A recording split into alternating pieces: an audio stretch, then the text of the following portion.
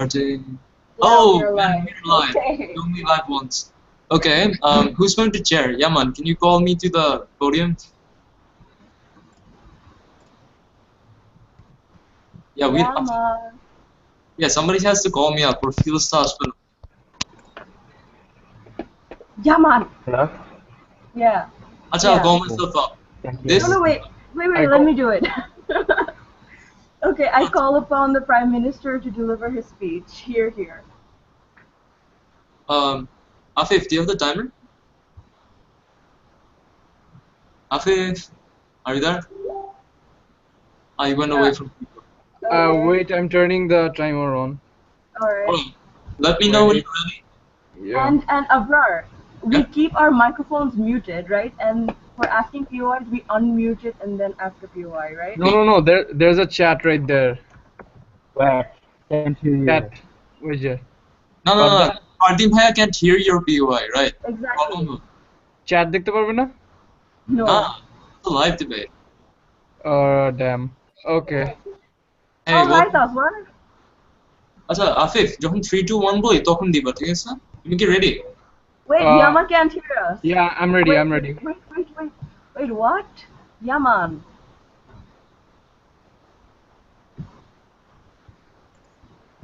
for real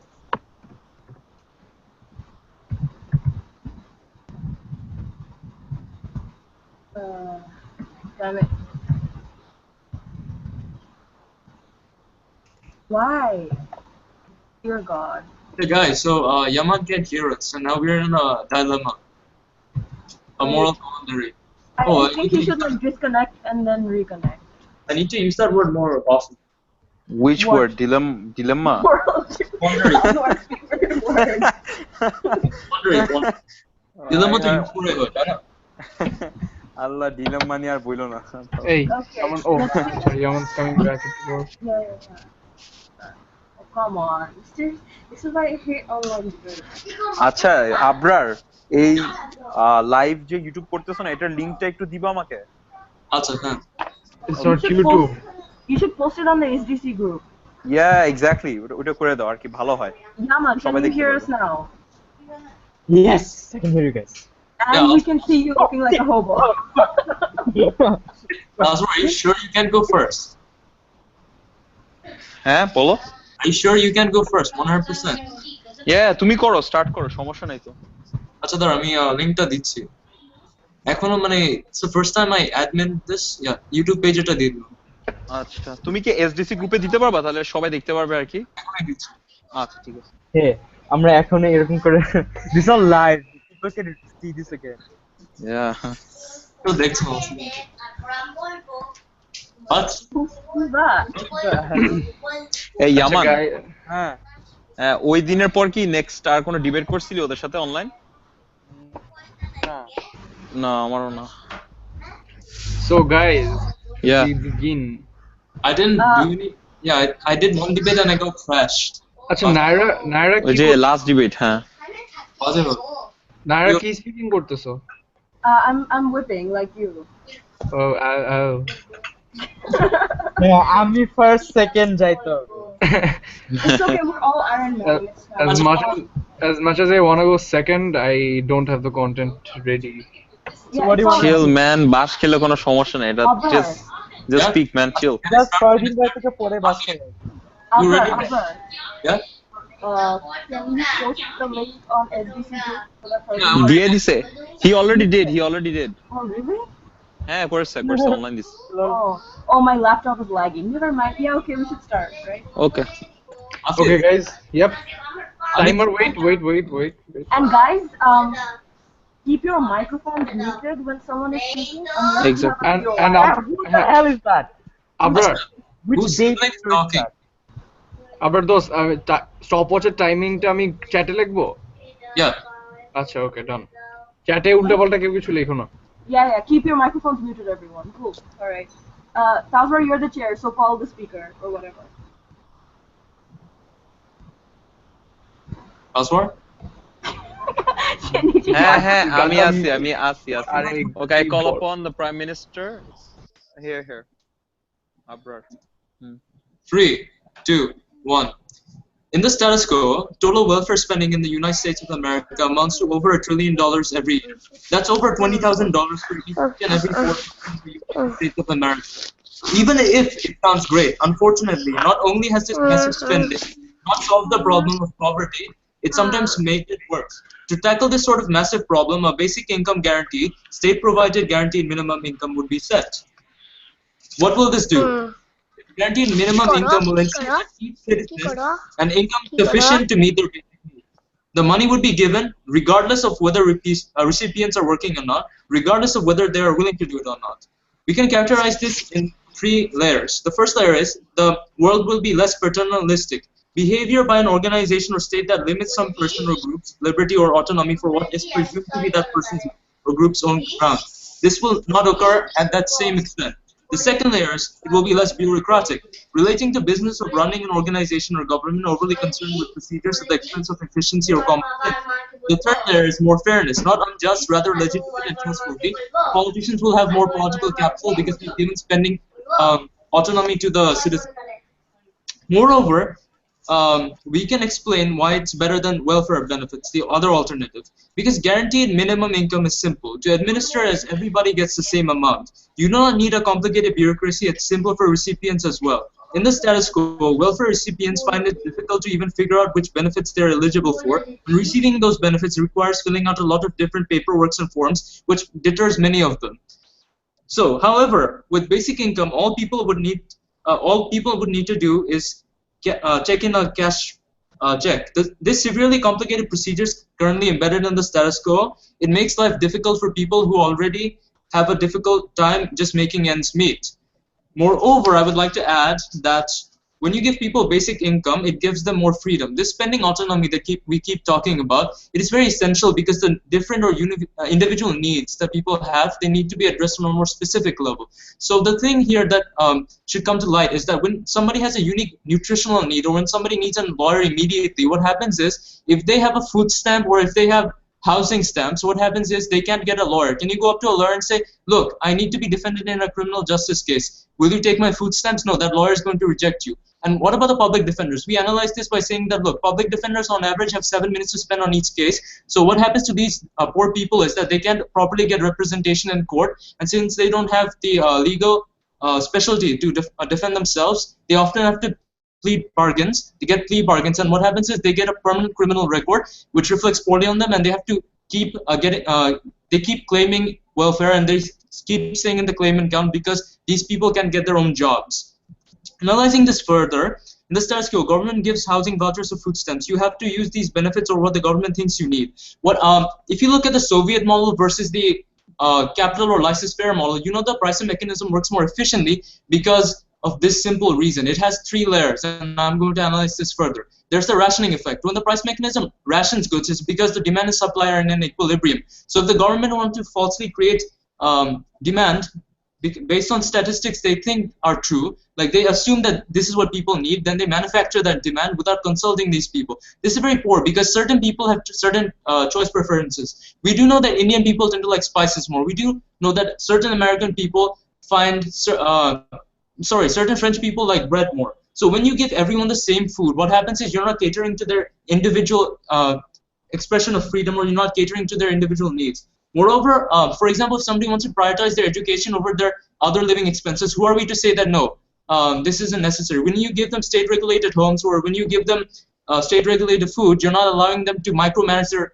finance in such a way that lets them target spend. You're not allowing them to take their future into their own hands. And what happens is you will always have someone to blame. Yes, ma'am, go on. All right. Do you think that these people have the capability of micromanaging their funds accurately? Ma'am, you're severely underestimating the average American or average citizen of any country in the world. The thing is, you don't have to be highly educated to understand what you want in life, right? Everyone has a goal, one or the other. Some people want to be an artist, some people want to go to med school. One is significantly more expensive than the other. So you have to adjust your finances based on that. But what happens is when you're not letting people decide what they want out of life, you're already telling them what they want out of life. At that point in time, you realize you're curtailing their individual rights to the pursuit of happiness because you're defining what happiness means. So in economics, we find that supply and demand, they have a perfect equilibrium based on the invisible hands. And if you read Adam Smith's book, Wealth of the Nations, you know that all economic activity happens out of self-interest. If you curtail that self-interest, if you don't allow people to pursue what they want, what happens is the corporations will have less profit because you're manipulating aggregate demand. When you give people the right to choose what they want, you're allowing the market to decide for itself what matters and what doesn't. So the resource action is more efficient. So in multiple layers, like when it comes to individual expressionism, when it comes to individual pursuit of freedom, when it comes to the aggregate demand, in these various facets of this debate, we are leading. Moreover, I would like to add that this minimizes the risk factor. What happens is, when you're allowing people to eat the same food again and again and again, they get tired of this food and they don't appreciate it more. So to them, their perceived standard of living is much lower than what the government perceives itself to be offering them. For example, I've lived in the same house for 30 years, but I appreciate this more because I have this subjective valuation of this house. But this is a dynastic house, right? So when the government gives you a house, it's more like a handout. And you won't appreciate that house as much as you would if you were to spend this amount of money that the government gave you on your own individual preference. So for example, if I prefer a studio apartment more than a duplex or a sublet of a duplex, then that's my right of choice to make. Who is the government to say that no, we override that by giving you state homes and this is where you should live? Moreover, a lot of people, what happens is, if they have enough capital, if they save up their capital and buy an instrument, for example, they can or they can do tuitions, they can actually take their life into their own hands through this process. For example, a lot of musicians in the first world, what they do is they play street drums or they play street guitar and they make their own money and they save that money up, and they also at the same time they have part-time jobs. For example, if you work at McDonald's, if you work a certain amount of shifts, they give you a meal, right? So this fills your stomach. And also when you go to different state-regulated food kitchens, what you realize is the quality isn't as good as it could be, because what the government does is they try to maximize welfare, and in that process they minimize that efficiency. So when the food quality isn't as good as it could be, in that point in time you realize that even the government are giving them a bare minimum standard of life. They're not allowing them to be the best as they could be. So with that said, I would like to summarize my case so far. We have shown to you how the price mechanism works. We have showed to you how even famous economists like Adam Smith have talked about the invisible hands and how the autonomy of spending is better put in the laissez-faire mechanism of the first world. We have showed you how the USSR's allocation of resources isn't the most efficient. So what happens is, not only are you curtailing the individual's rights, you're not allowing the aggregate demand to reflect what is best for the economy as a whole. We've also shown to you how the budget is bloated and how it's not actually solving the problem or mitigating it to an extent where we realize that even if the budget is so good, so great, we're still willing to accept that because it mitigates the harms. But no, that's not what really happens in the status quo. What happens is, not only does it fail to solve the problem, it also creates a problem in itself by adding a huge national debt, something that has in the previous year called what happened in the previous year. I think 2 years ago, the Americans had to, they had a debt ceiling problem. The government had to shut down because the Republicans refused to the Republicans refuse to increase the debt ceiling any further. So you're just adding more problems to the welfare status quo, and this is why we're proud to propose. Thank you very much.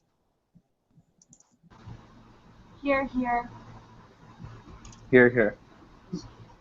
Is the leader of opposition ready?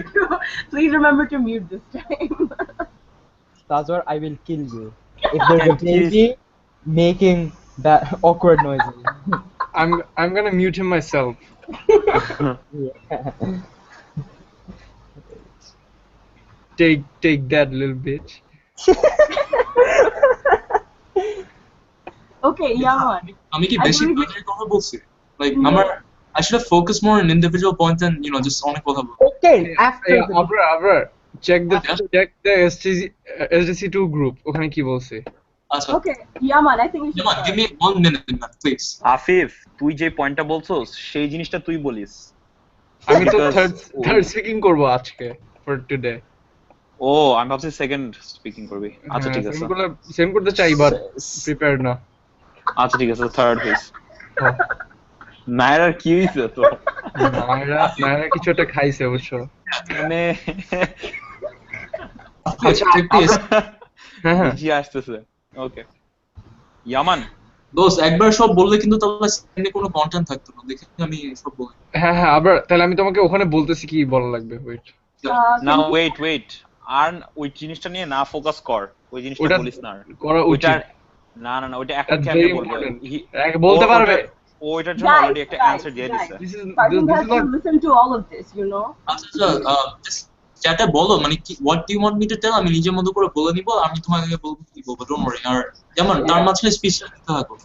হ্যাঁ Yaman start. Alright. Mute your microphones, everyone. অসুবিধা নাই, like আমারটা একো হবে না, built in মানে একো cancellation. Okay. I'll record my own time. Okay. Yeah, sure.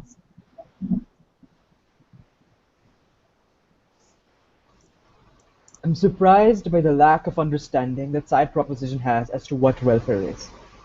Their stance was along the lines of telling us that for the ones who live in poverty, for the ones who are impoverished, we need to have their self-interest respected. We need to cater to it. And we must go against the discrimination that governments serve when they don't give them the right to choice. Side opposition agrees with that statement and tells you that that's exactly what welfare is. Welfare was never supposed to cater to your advanced minimum standards. It was to ensure that you survive with the minimum standards, and ensures that you only survive and not thrive in a situation where you're comfortable in this situation.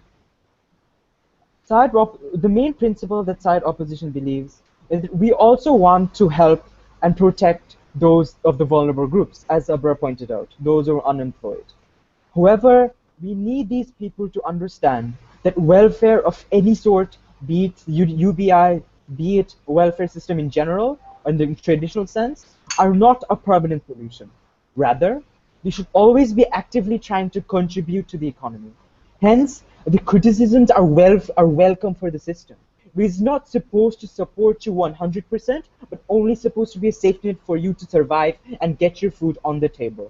Because they must remind themselves every day, it's not a system that they must be in, it's a system that they must get out of and start to earn a living from. Why do we believe that side proposition is fairly wrong in their stance? First piece of rebuttal. It starts with what Abbas talks about is basic economics, right?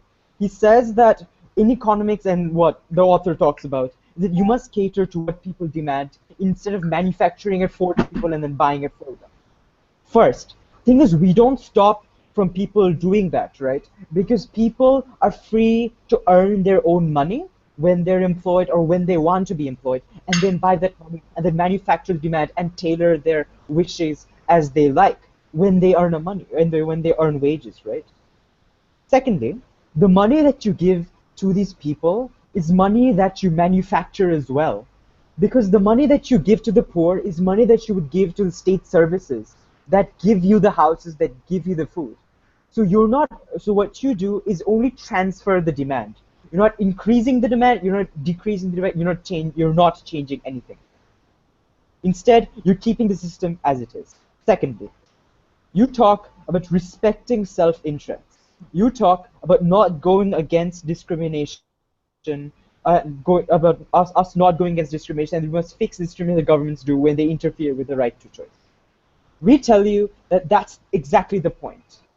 Governments are not supposed to cater to your needs in a system where you're supposed to only survive on it. You're not supposed to be comfortable on it. Because we must understand that there must be a balance between comfortability and the economic incentive. Once you make people too much comfortable in a welfare system, you make them want to stay there and not want to be reformed in the economic system again. You make them dependent on the government and not on themselves. That's the minimum. That's what you don't allow these people. You disallow the economic incentive that they have. Thirdly, you talk about saving and the aspirations they have. That this encourages micromanagement. That this encourages people to find out their aspirations. So that's not very true. Why? Because let's understand this. Money that you get as a grant from the government and supply annually each year is money that you don't have any personal attachment to. You haven't worked hard for it. You haven't put your blood, sweat, and tears into it. Hence, you're more willing to spend this money rather than save it for the people. Here. In comparison, when you earn money bit by bit, you put in time and effort and sweat. That means it's your money. You have personal attachment to it. which means you're more willing to save this money. That's when awareness that tells you that you must save your money, allocate your money, and then earn and cater to aspirations makes much more sense to them. That's when the guitarist who wishes to play in a big concert one day saves up by working at McDonald's and not merely living off the $1,000 that the state gives him. That aspiration is very important to him to have, to know what it means to survive, to know what it means to work hard. We must put this work ethic instead of granting them the wish to suddenly have a gift to life. That's what we don't agree to. And that's why I believe side proposition is fairly misunderstanding what a welfare is all about. Let's move on to my constructives, of where I talk about why we need this. In my stance, I talk to you how liberty and excess benefits from a welfare system harms economic incentives. I'm going to show to you two things. One, we're going to show to you how excess benefits are existing within such an income system. Secondly, I'm going to show to you how these excess benefits harms economic systems. My first argument talks about economic incentives, where we're telling you how social change and economic incentives work on our side better than side propositions.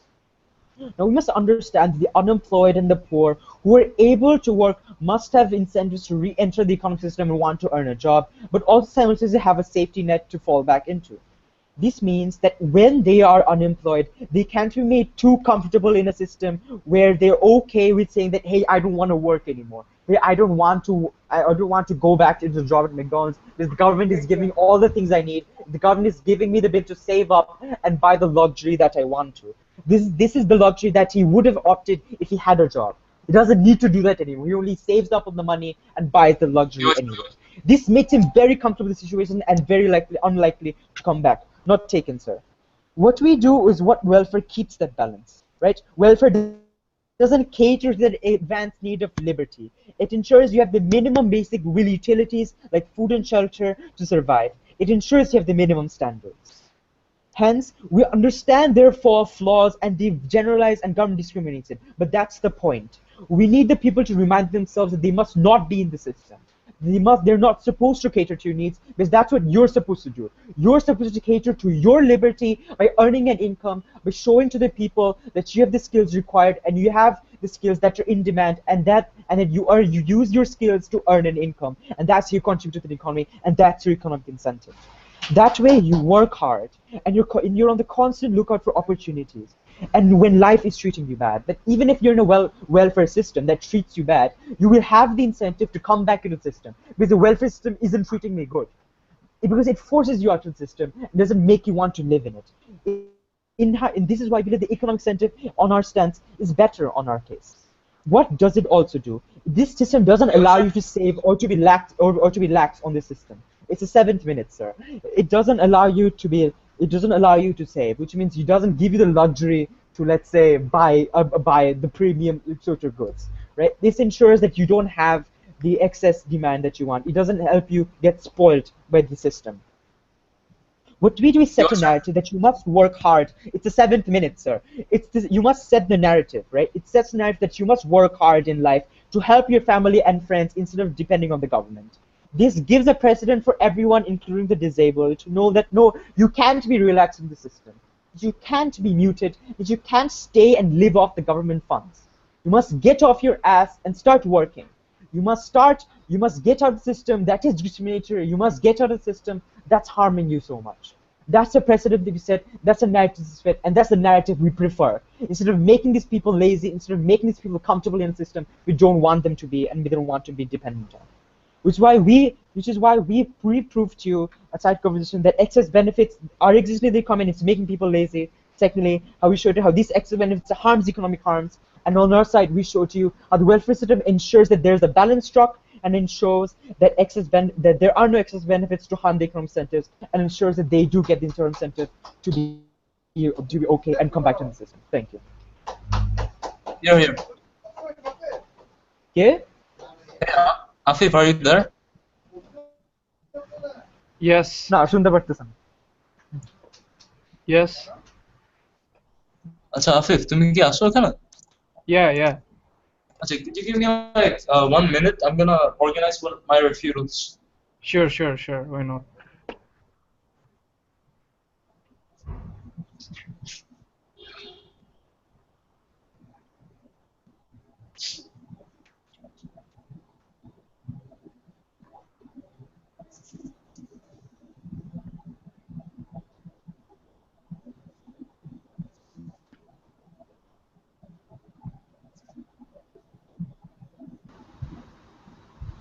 Tazwar hates me for muting him. Where did Tazwar go? That's what I'm ready. Afif, Yes. Timer আমাকে শুরু জানাও। করবো? Yeah, শুরু করো। Wait. When you're ready. Wait Afif তুই second যাচ্ছস? না আমি third. Okay Hey, wait, you did hear my speech. Yeah, obviously. Okay. It's like Naya bolchese we can't no, hear. no, that was my laptop doing it. Oh, it's okay. Never mind, I can hear you. Cool.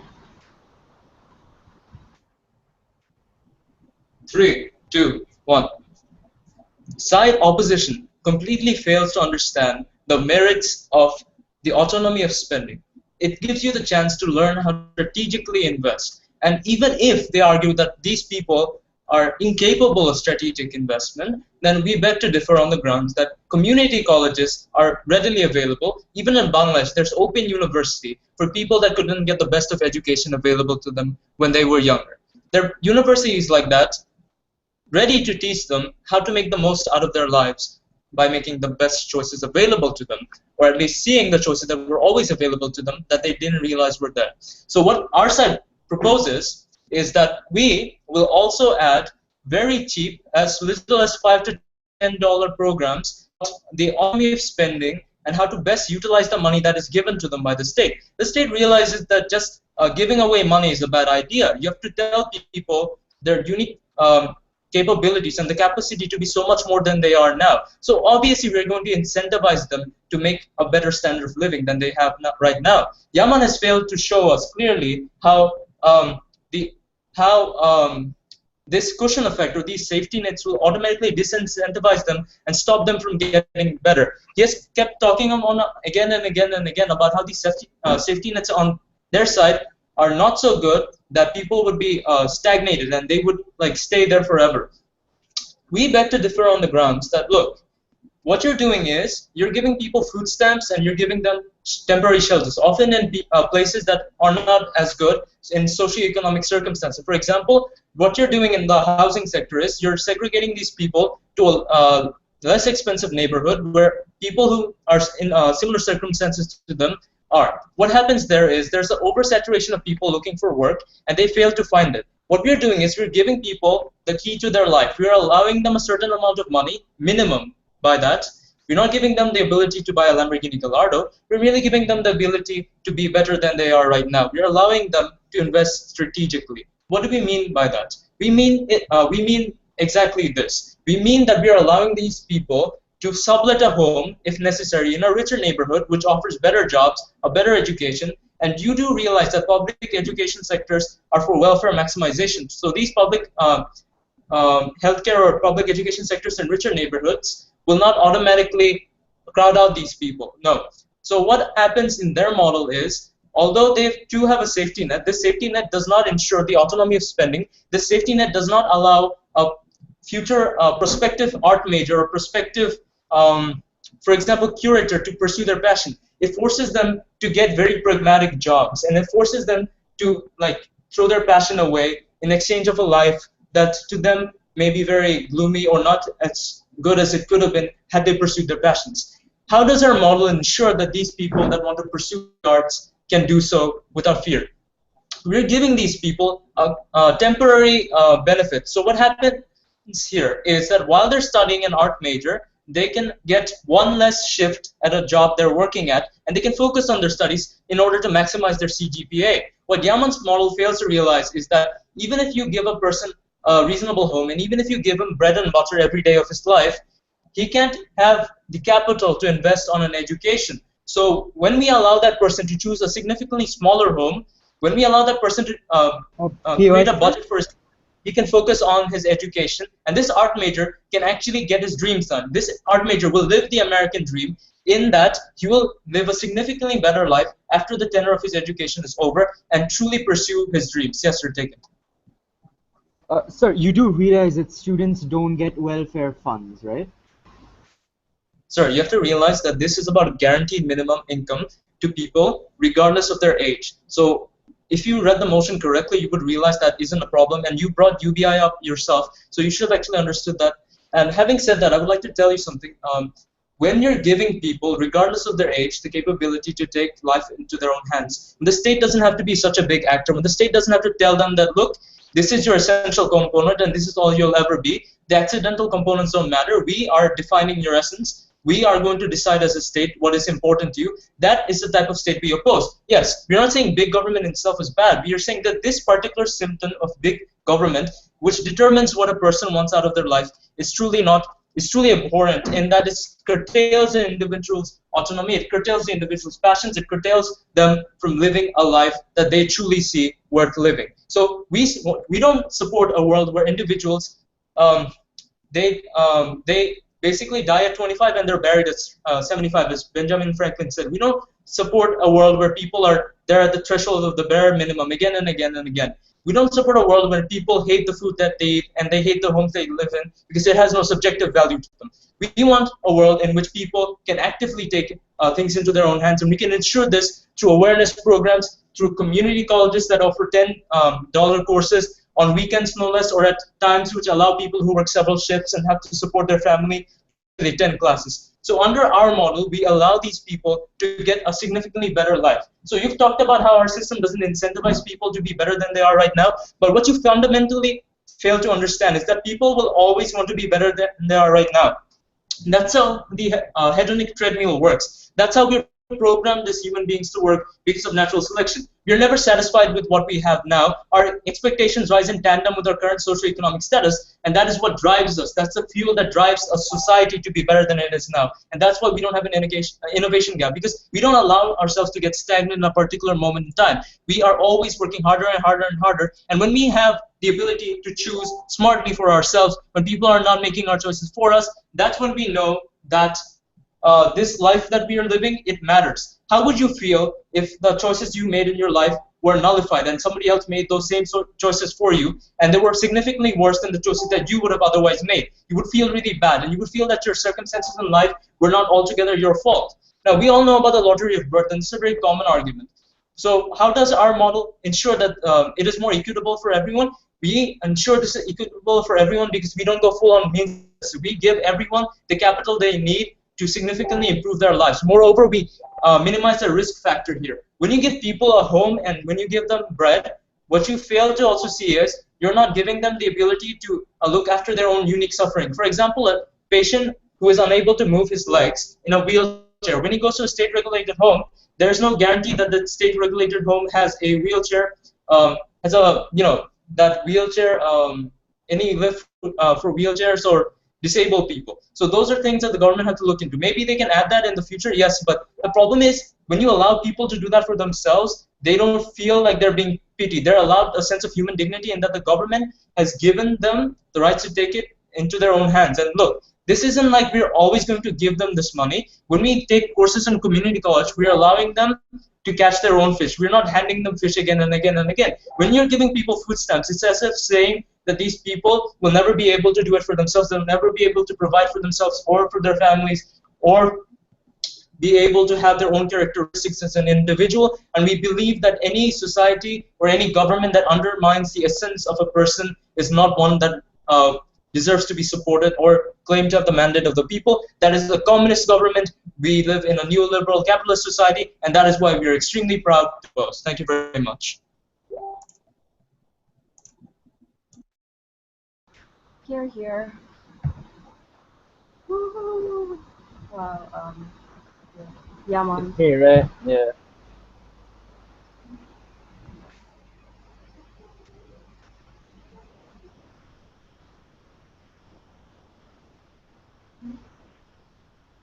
Yeah.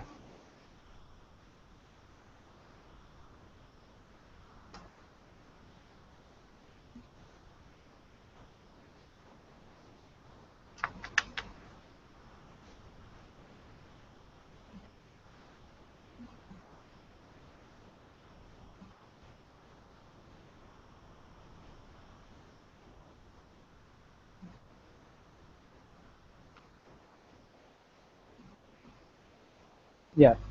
So, can everyone hear me and stuff? Yeah, Yeah, I yeah. can hear you. Okay, okay. Let me turn on the timer. Okay. 3, 2, 1.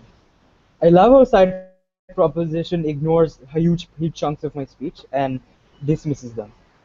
But let's move on to the rebuttals anyway, and try to tackle of what he tries to say and what he tries to prove. He backs up his awareness programs arguments about how people should invest strategically, about how people, by investing strategically, by saving strategically, be able to pursue their passion and save up, and that student gets one less job to work to own his passion to become the job that he wants. Well, first problem with that, students don't get that. And there are specific programs for those kind of students, scholarship programs, where these students get the right all the time to have separate programs that specifically fund their wishes to fund their aspires. Secondly, even if we did buy into that investing strategically bullshit about students, let's understand this: the success is equal to hard work narrative disrupts on their side of the house. Because when you start to give these young students enough money on an annual basis in their sudden world where this doesn't exist, this makes it more likely that the student will spend it off in what he believes is what is right. He'll spend it off clothes, he'll spend it off other things. Because the value, as I've told you, the value of earned money is much greater and have a much better self-attachment to that rather than money that you keep getting from the government, right? Because that's when the student neglects that money. That's when the student doesn't know the worth of that money. Instead, the narrative of setting the burden on the students, showing that, look, if you want to get good, you must work hard. You must get that part-time job at McDonald's, ensures that a successful hard work narrative stays in society. And it shows to every child around there that it doesn't matter if the government gives you or not. It doesn't matter if there's welfare support or not. It's your decision, it's your choice, it's your life. You must direct it. You must work hard for it for you to turn better. We don't want that narrative to be interrupted by a sum of money that's given to the student all the time and reducing the work burden on them. We want that successful hard work to stay in place instead of being interrupted. Secondly, the second part of the argument talks about how they always want a world where people can actively have the liberty to get a better life and have better choices. First response, we also support that choice. The thing is, we support the choice in a system where they earn their own money for it and then exert that choice. Instead of exerting a choice, instead of earning a choice that the government gives them. The government, wait, you can't understand. I hope you can understand. Can you guys understand? Any reply? Yeah. I can understand. Afif can't. Afif. Wait, I can understand. Afif can't. And if Afif can't script you, like, we can't refute you. Guys, একটু দাও do I restart? দেখতেছি তোমার স্পিচের main জিনিসগুলো ওকে just বুঝা দিতে পারবা, like so he doesn't strawman you. আচ্ছা wait আমার আবার কথা বলা শুরু Just মেইন জিনিসগুলো মানে just আর্গুমেন্ট করে সামারাইজ করে। Yeah. My God, Afif. So anyway, so I was talking about 2 points. The first point talked about how strategic planning and investment doesn't work on their system for the students because it interrupts the success of the hard work stance. That's the main summary. Second one, I was going to talk about where we don't want where people can actively have the liberty to having better consumer choice by just because the government gives them the money to give it, right? Thing is, to have the liberty to have a better choice, you must earn that money because that money is the government's. It's giving it to you to survive, not have a luxury of choosing which luxury bread or which premium bread to choose over. Believe that we support that system, we support the choice when the person earns that money and uses that money to exert his choice later on. Because what happens is he takes that liberty, that choice the government gives them by the money on granted, and is more likely to spend it whatever the way to wishes, and the awareness programs that Abra talks about in his speech don't necessarily work. Why is that? Why do these awareness campaigns don't work, and why does it work on mine? And this is the point that I have repeatedly stated in my speech as well, in the first speaker's speech, where we tell you that when people earn their money and have a self-attachment to it, that's when they're more likely to save it. That's when they're more likely to listen to the awareness programs that tell them to invest strategically, because it's their money and they have an attachment to it, and they have their blood, sweat, and tears attached to that money. That's when they want to save that money. That's when they do listen to these programs instead of a grant that the government gives them. That's where saving gets more traction compared to their side, right? This is where side proposition talks about the arguments. So there's a large chunk of arguments that side proposition doesn't engage in. They don't talk about how they don't rebut the point that the income is ruining the balance that exists. They don't talk about where the economic incentive to come back to work all the time exists in their stance. I've repeatedly told you that's a very important part of the debate, because that's where the debate lies on. Whether a welfare system exists to gives you enough benefits to get you back in the system, or does it give you too much wisdom that prevents you to get in the system? That's a point that opposition not analyze even more than I expected from Afif, right? Secondly, they must also argue about the work of the successful hard work president, about the narrative that we set, and why the narrative isn't working in our stance, and how that narrative does work on that stance, and even if it doesn't work on our stance, how that trade-off is worth it. They don't tackle to that on those grounds. Move on to my argument, right? About patriarchal norms. You see, there's several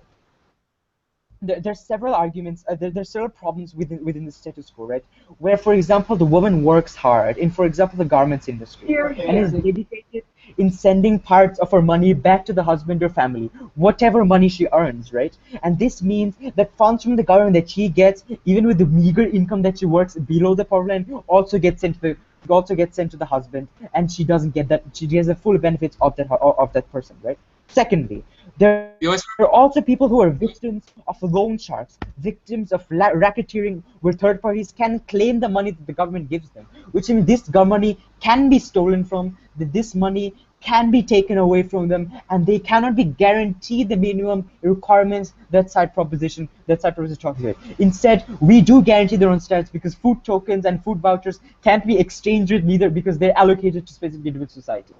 So in our stance, we do ensure the minimum standards, where there are risks in their side, where this money might not even get to them, where this money might be extorted from them and leaves them at risk from not being able to get the guaranteed minimum income. Any POI, sir? Sir, you said you said that these women that work, they give all their money to their husbands. But under our model, like, these women, since they're being abused by their husbands, they can actually be autonomous, and they can actually change their husbands if need be. They can get divorced. They don't have to be scared of being in the same state-regulated government home that's assigned as their husband. They can actually get a very quick change. So how do you counter that? Well, sir, you don't understand the severity of this model. We're not trying to take the burden of removing the social norms or removing the patriarchal norms that exist. Our burden was just to show you how we protect them from the patriarchal norms that exist, right? Because we understand that's the problem. What your side only agrees to such women is that you give them the money and you give autonomy. This autonomy that they don't necessarily listen to on the first place. These patriarchal norms are significantly stronger to them, and that is why they want to give them the money, even if your awareness programs exist. Even if your awareness programs exist to give the money back to the husbands. In that case, we showed you that these patriarchal norms, that these people who are victims of patriarchal norms and are victims of taking their money away from them, must be protected. And that's one point that your side does not cater to. Secondly, I've already talked to you about how welfare does guarantee you the bare minimums aren't taken away from you. That you live a good life, but not enough of a good life that stops you from working entirely. This is an important rhetoric for the disabled, right? Because the disabled in society, once they get grants, they don't seem to want to work anymore, because the government's giving them enough to survive. The government's giving them enough to even not only survive, but also the liberty to take the premium biscuits that you want, and even if you save up to actually get a new house, for example. That gives them the liberty. It gives them the liberty to save up and get the job just from the government wants. It's not his effort that's doing it, it's the government's efforts that he's benefiting of. For these liberals, it makes him more lazy, it puts off the work ethic. In comparison, when this disabled person is told that, look, we're giving you food, we're giving you water, but it's your responsibility to get up in service. You can't just lie on your ass on and depend on the government. This sets the narrative that even for the disabled, you must work hard, you must have the not giver mentality into you. It ensures that these disabled people are turned lazy, are succumb to a system where they're shoved under the economic system. We put them back into the insurance system. We put an incentive for them to be back in the economic system. In terms of the bad systems of the welfare that state welfare gives you, and secondly, by the autonomous choice that side proposition talks about that we will give to them, that they can get and they can take liberty of when they get income. When they get income, they're free to exert the liberty of choice. They're free to enroll in whatever school they wish. They're free to insure whatever premium card they want. That is where side proposition doesn't exert us, and where side proposition doesn't make sense. We exert the importance of the welfare drawbacks, and we are proud of it, because that ensures the capitalist system works and the economic runs safely, and we don't create a large number of dependent society where the government needs to create a source of revenue for these people, and we ensure that they get up on their ass and start working in society. Thank you.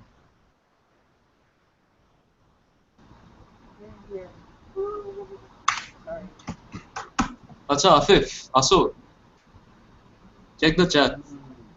Asi. Bye. Wait.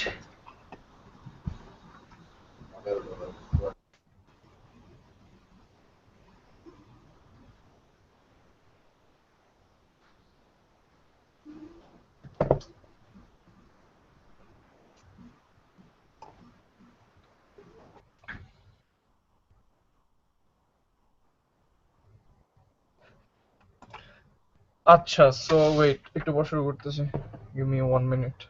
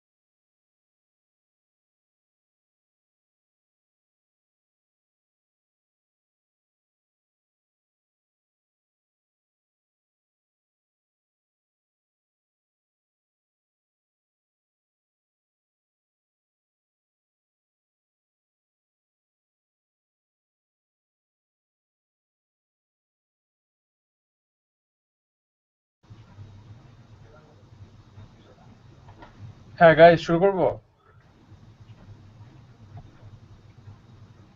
No, wait, don't start. Wait, একটা link দিব তারপর শুরু করো. Okay. Yeah, acha. This useless is a very nice refutal. তোমরা নিজের মতো করবো. You have your own style. Check the chat. Okay? I'm just gonna go and make some tea. So good luck. Yeah, okay, sure.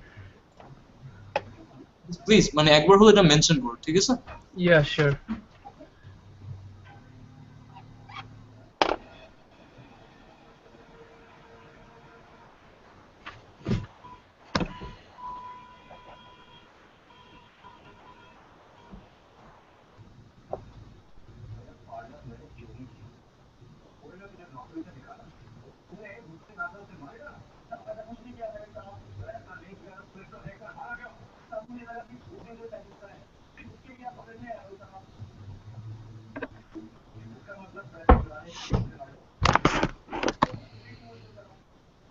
Okay, wait, so who's timing you?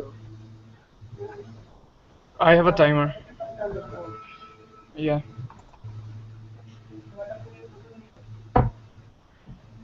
Afif, I'll time you. আমার আচ্ছা, sure, man, no problem. আচ্ছা, আমার time আছে. Afif, still have a timer up. Yeah, okay.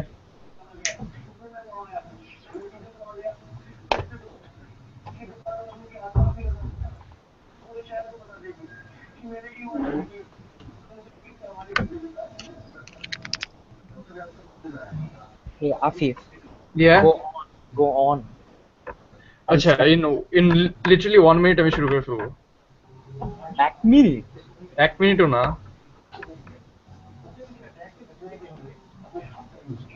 Yeah, man, stop being mean to a face. I'm not being mean. I'm just saying this is live, so. It's not like anyone's watching it live. I think that's what it.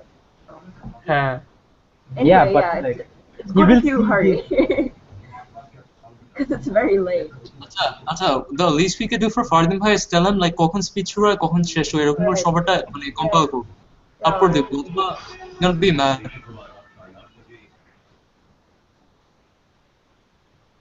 Like ইউটিউবে দেখো না যে এই সংটা এখানে শুরু করে এখানে শেষ করে মানে পুরো অ্যালবামটা কেউ পোস্ট করলো time stamps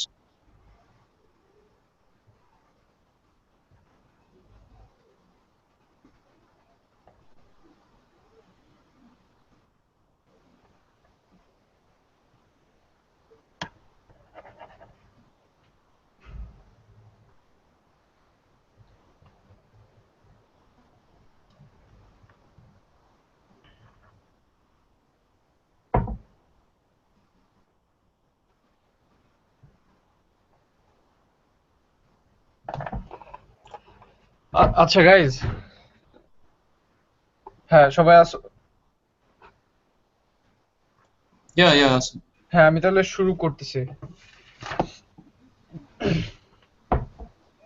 You have to start. Okay, so wait, so Yaman is timing Afif, right? Like, make sure ball Man. 1 minute completion. Cool. Okay, bro. Whenever brother. you're ready. Afif এক সেকেন্ড এটা start আর্টিক্স Yeah, scholarships ওখানে। Oh God, scholarship. It's in the chat SDC 2 তে yeah দেখলাম আচ্ছা I will try and bring this on but ওইটা আমি আনবো আরেকটা যেটা দিছো আচ্ছা ঠিক আছে আফিফ শুরু কর আচ্ছা আচ্ছা আচ্ছা Nazar, you better mute your mic. আচ্ছা guys everyone mute your mic আমি শুরু করতেছি Okay. Even you are.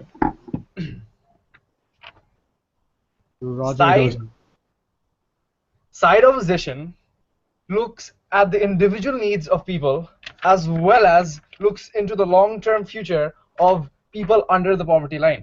And how do we do that? We do it through two constructives on how we say how individual needs should be served and how it's served by the guaranteed income, minimum income compared to the welfare services. And we also talk about how it's much more feasible and it has a bit better capability of giving people incentive to come out of the system. And before I move on to a summarization of both the cases, let me move on to a few refutals, right? Side opposition tried to counter a case, bringing on a point on how money will be laundered over by financial sharks and how this money can find their way by illegal methods and eventually not flow down to the people who need them, right? So to this would say that even in the welfare services that you're talking about, we have seen a 30% rise in food stamps being sold for money, right? Consider that the black market for food stamps have been rising dramatically in the recent years, right? So what does this idea prove? This idea clearly strengthens our first constructive. What was that? It was telling you about how people have specific needs, and to cater to the specific needs, those individuals know how individuals are the ones who are the best at prioritizing the money that comes to them, right? So it shows you that the government's system of providing people with food stamps and housing vouchers are not being effective at giving people what they want, right? And this is clearly proved by the fact that people have been looking to the black market where they are going forward and selling their vouchers and food stamps, and this is a market that's consistently rising and it's literally dramatically rising, and it shows how that welfare services are falling day by day, right? So consider so moving on to a few more refutals of the house. Side opposition tried and countered our case with a point that the comfort in the welfare system would disincentivize people. And another huge clash in this house was how side opposition was talking about how people would stop working and how there would remain no incentive for people to work in the when guaranteed income is given to them, right? To this, what has side proposition proved to you? We proved to you that there are two incentives that can work and will work, and it's something not seen in the welfare system, right? So one incentive goes like this. We say people will be given awareness programs and classes, and they will be incentivized and in some cases obligated towards them, where these classes would help people direct and inform them on how to use their money so that they may able to come out of the poverty line that they're in a moment, miss. And the second incentive that we're talking about, the second incentive that will work in the house is on how, consider that this is a capitalist government, right? So what happens in a capitalist government? Consider that we are providing them with just enough money so that a minimum standard of living can be maintained, right? Now also consider that there are tons of people around them who, these poor people will see that those other people are far more successful and they're succeeding day by day, right? So in a capitalist government, what this does is it incentivizes people to be more like them, incentivizes people to work harder, because they're seeing that people around them are living far better lifestyles than them, and such a capitalist government will help the guaranteed minimum income, because it will hit at their basic human wishes and their human pride, where it will lead to a point where that certain poor individual would get incentivized because they see that people around them are becoming successful, right? And this is helped by the fact that, consider that even if 1%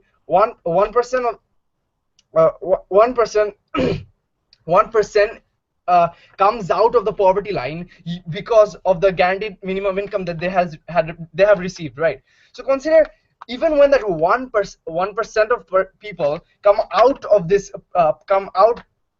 poverty line, we see that all the people that were in that community of that person would automatically get incentivized, right? Because consider an example of a classroom, right? If you see that your classmates, at least one of your classmates, are doing great in their results and going out and doing great in debates and going great in football teams, right? You would automatically get incentivized because you see that someone so close to you, someone in your own environment, in your own classroom, is being very successful in what they do, and even though they're being given the same things that you are, right? So this incentivizes you to work your way out of the problem that you're in, and it will incentivize you to work harder and work harder and earn more, and so in turn it will help the person come out of the poverty line, just as it incentivizes the certain person in the classroom to look at their fellow classmate and get incentivized to go into debates and go into extracurricular activities, or do better in their study harder to get better grades, right? And this happens just because someone of a person's near proximity is gaining a lot of benefits, right? Even though they're in the same situation as you, right? So the two incentives that I've talked about, consider that that there would be awareness programs to direct people how to use their money, and the capitalist mechanism automatically incentivizes people to come out of the poverty line they're in. So this clearly slams the first clash and brings it to the proposition side, the clash which was talking about how the welfare, talking about how the guaranteed income, whether it actually incentivizes people to come out of the poverty line or not, right? The second thing I want to talk about is how the side proposition not only concerns the individual needs of the person in the short term, we also consider the long term, and we are providing awareness programs to people so that they can find individual ways to come out of the poverty line and stand up for themselves, right? And in the short term, we're giving that person individual rights so that they can prioritize their money and use it in the way they want to, right? Rather, we don't want welfare services that decide for the people what they need, right? And we have seen that the welfare services has not been the welfare services have not been successful in giving people and helping people out of the poverty line, and that's why we not only see that this motion is coming up because of the failure of the welfare movement, but we also see that the fact that black market for food stamps exists is because people are not people do not like the welfare services, and people's individual needs are not served, and that is why we say that that is why we say the government should take this debate home, because not only we benefit the people's individual needs, we also help the people out of the poverty line by giving by because of the mechanisms of the capitalist movement and the other incentives we were talking about. Thank you. Here. ও আমি আমার ঘড়ি দেখি নাই, sorry. Asad, can we do reply speeches like official debates? No one's got the time. Taswar, হ্যাঁ বলো। you need reply speeches? Yeah, Now please. replace- Please. Taswar, it depends on you. If debate Please, close enough for you please. to one-to-one. আমার চলে যেতে হবে। সবার তো আরে আমি তো ফার্স্ট এন্ড সেকেন্ড, আমি দিতে পারবো। আচ্ছা, নায়রারও তো চলে যেতে হবে। আচ্ছা, দিতে পারো, সমস্যা নেই। reply So, speeches it depends on the people who are going to give the reply speech, and it depends on Taswar about Exactly. whether or not he needs a reply speech to come to a decision. So look Yaman, Abrar, Taswar, I think it's better if we do not have a reply speech now. But if it's close reply speech, they decide করে। So I don't want to take any risk. But So, the Taswar, idea of this debate is so that, like, you know, আমাদের কেসগুলো strong হয়। এখন আমাদের পুরোটা করা দরকার নেই। Yeah, exactly. Exactly, so I think যে যতটুকু I think এখন নায়রা শুধু স্পিচটা দিক, তারপর কি we can end this. হ্যাঁ, Abrar Close. Check the SDC chat. Like, হ্যাঁ আবরার ওটা শোনো, check করছি। after this তুমি আমি আর Tajwar we could like open our own hangout and talk about the debate. So এখন আমরা রিপ্লাই বাদ দেই।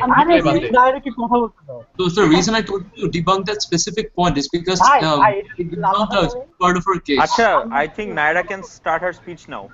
Yes, Yeah. yes, she can. Okay. Yeah, Also, start. after we're done like debating, we should take like 10 minutes, go off air, stop being live, and take like a few minutes to discuss. Yeah, but let's what not we discuss thought. this when we're live, okay? Yeah. Okay. Cool. Sorry. Yeah. Okay. So do I start? Yeah, Do yeah, you Naira, want to start. time me, or do you want me to time myself? Time yourself. Akif time. আচ্ছা, আমি Okay, time no, করতেছি। I can time myself. It's fine too. আচ্ছা, দুজনেই time করতেছি, করো সমস্যা নেই। Right. 3, 2, 1, start. So I believe we can. Oh, okay. Before that, am I audible? Can everyone hear me? Yeah, you're perfect. Hello. Okay, so yeah, let's like stop and time again. 3, 2, 1, start. So I believe we can win this debate if we can show you that our model it helps to protect the poor, and it further encourages or starts social reform to break poor out of that systematic poverty that they've always been subjected to, right? So how can we show this to you? We believe we have 3 questions in the house today. Firstly, which system harms economic incentives? Over here we compare the models and show you under which system they get too comfortable, how we can come out of relative poverty, and how we can systematically control this problem that's in the status quo. Secondly, are the people in the status quo incapable of spending the money or incapable of making decisions? Here we talk about patriarchal norms, about systematic oppression, and about awareness programs. Thirdly, which side caters better to social reform, right? Here we talk about social mobility, systematic reform, and trendsetters. Before moving on to all of that, let's look at some strategic mistakes done by side proposition. They accuse us of not giving importance to human dignity, telling us that we generalize the poor. Understand this. Firstly, their idea was, along with their rules and regulations, they will have awareness programs to cater to the needs. Firstly, awareness programs are not exclusive to your model. We don't have a problem with awareness programs being there under our model, considering awareness programs is a thing that's prevalent in today's society. But secondly, You tell us that we are not giving the poor liberty to spend their money on how they want to. You, on the other hand, you give them money and then you have awareness programs to tell them how to spend the money. So please explain how, under your model, they are being so liberal to spend how they want to, right? So more analysis. PY, ma'am. Not now, Afi. So Okay. more analysis on that later. Okay. So let's move on to our first question. Which system harms economic incentive, right?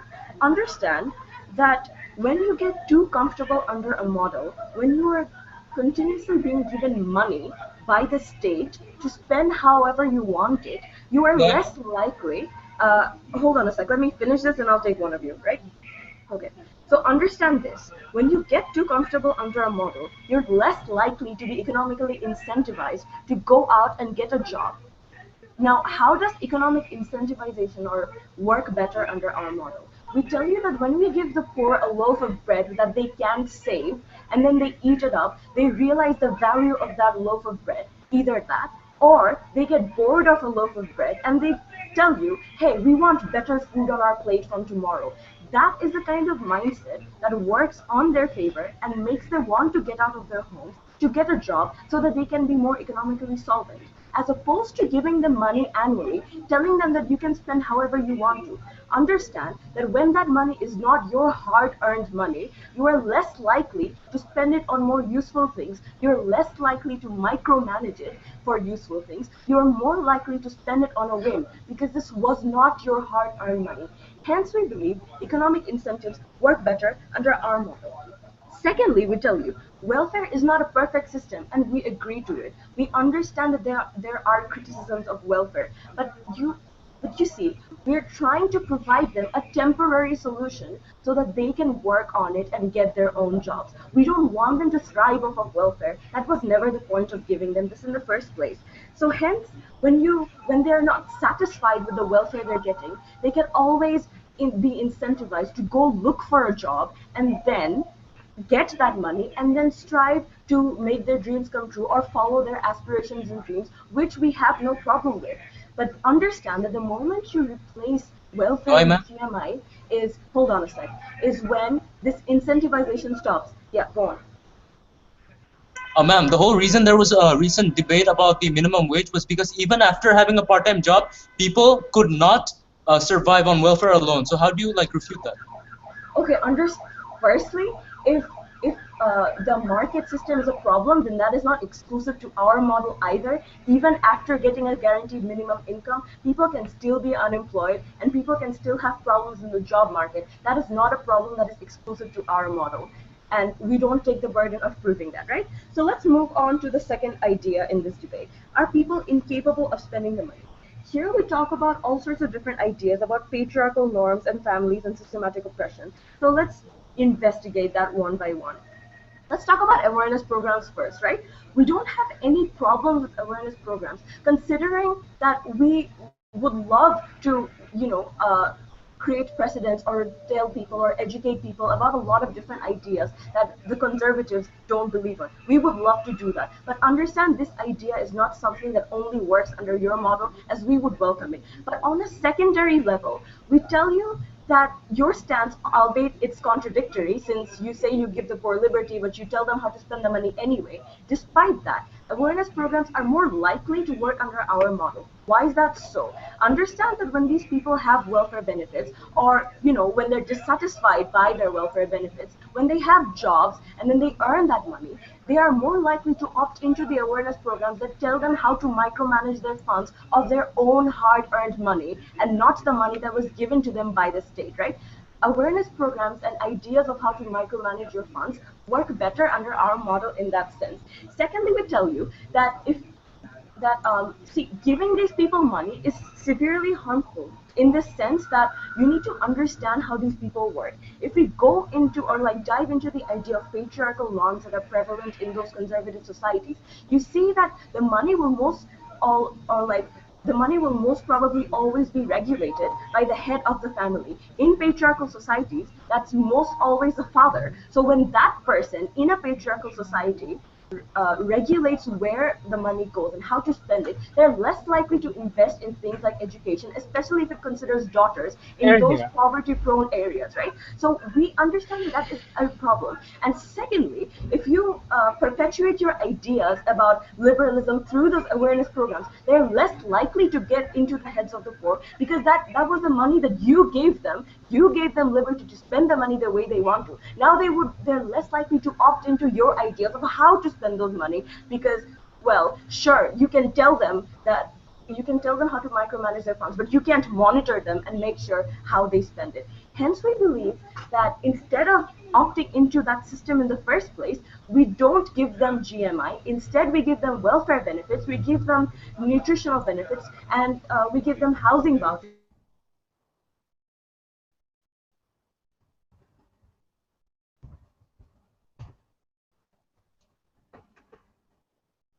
Hey, Naira, did you? Money that Naira, we couldn't hear you for a sec. Oh God. Okay, what do you want me to repeat? What was the last thing we heard that she said? Yaman, you tell us. Yaman? I don't remember. আচ্ছা track back for 20 seconds আগে কি বলছিল ওইখান থেকে বলা শুরু করো I was talking about patriarchy.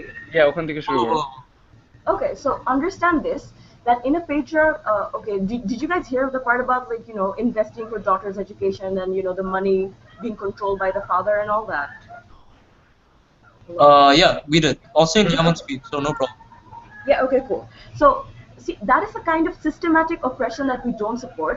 So when you give these families money, it's more likely to be controlled by the person who's considered to be the head of the family, and in patriarchal societies, it's the father. So when those kind of situations happen and inherent patriarchy is allowed to systematically grow, that is when we have a problem with the system, right? So, in conclusion, let's see which side caters more to social reform. In terms of social mobility, we've already shown you how, under our model, people are more incentivized to go and work because they are not thriving off of the welfare. That is the point. We welcome the criticism of welfare. We understand it's not a perfect system, and we agree to it because it's not meant to be a perfect system. It's not meant to permanently cater to your needs. Hence, we believe that under our model, social mobility is more possible because when you understand the value of that loaf of bread, or even better, when you get bored of eating that loaf of bread every day, then you are more likely to get out of your house, go get a job, and then spend the money on other sort of food that you want to buy. Secondly, we talk about how this creates a systematic reform. Instead of just giving the poor money that they cannot micromanage properly, or even if they could, they're less likely to spend it on things that matter since it's not their own hard-earned money and it's given to them by the state. Thirdly, we've shown you how GMI in turn creates more problems in the form of systematic patriarchy, and those are systems that we do not and will never stand for. In conclusion, we've shown to you in the beginning of my speech, I told you how we would win if we could protect and cause social reform for the poor, and I believe I've lived up to that. Hence, we're very proud to oppose. Thank you.